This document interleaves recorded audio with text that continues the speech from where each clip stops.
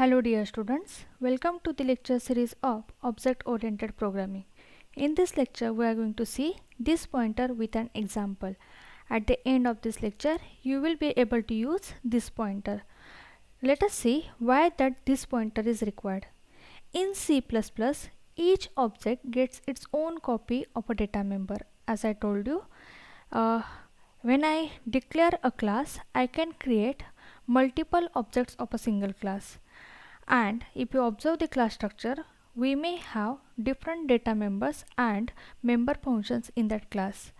When I create multiple objects of that class, I should have my own copy of the data member. So each object gets its own copy of the data member. But what about the functions? All the objects access the same member function, and the function definition as present in the code segment means each object gets its own copy of data members and all objects share a single copy of member functions to manipulate the data members.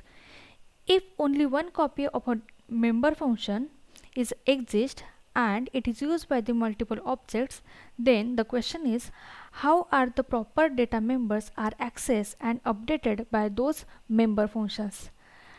Let us see how. The C++ uses a keyword this to represent an object that invokes a member function. This is the pointer that points to the object for which this function was called. For example, here I have a function called as a.max. Now this will set the pointer this to the address of an object a. A is the object and max is the function. The starting address is same as the address of a first variable in the class structure. The class may have different data members and the address of the first data member is same as the starting address of this pointer. This pointer is an implicit parameter to all the member functions, and therefore inside a member function this may be used to refer to the invoking object. Now for example, I have a class here, class ABC, which has a private data member as an integer a. Now here the private variable can be accessed directly by the member function as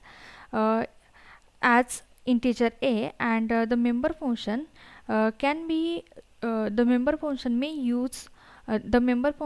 assign the value 123 to that private variable.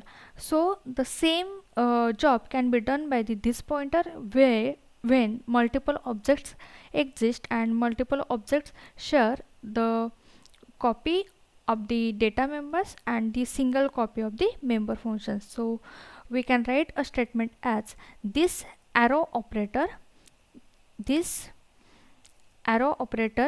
a is equal to 123 to complete the same job. Whatever the job we have completed over here, whatever the job is completed by the member function of a class. Now let us see whether this pointer can be used to return an object. It points to yes, this pointer can be used to return the object it points to.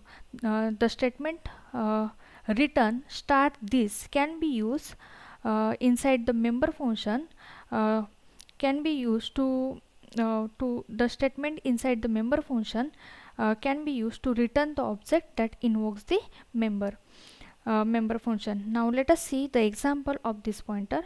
This pointer can be used in multiple cases. We will see a simple example of this pointer where when the local variable's name is same as the member's name. Now here I have class test and the class has a private member as a integer x, and the member functions which are public member functions as void setx and void print. Now if you observe whatever the parameter we have passed to void setx function, the name of that parameter is x, and I have here the data member of my class as a x. Now here is a conflict. Here the local variable's name is same as the member's name. Now when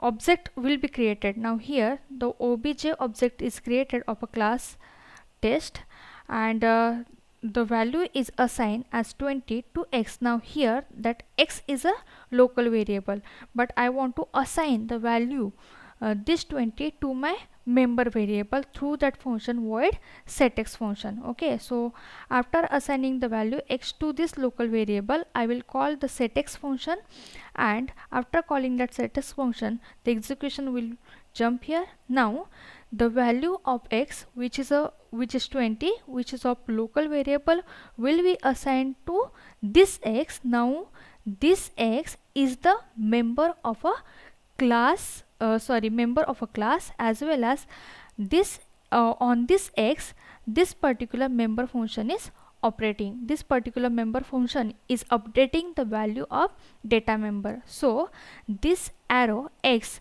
will be used to update the value of a data member x. Now this indicates the data member of a class.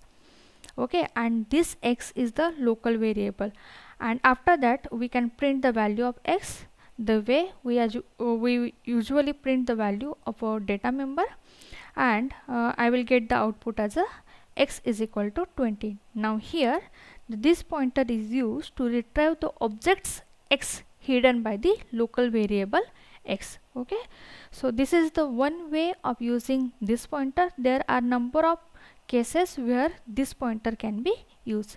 So I hope you have understood the use of this pointer and the way we can use this pointer. Thank you. Happy learning.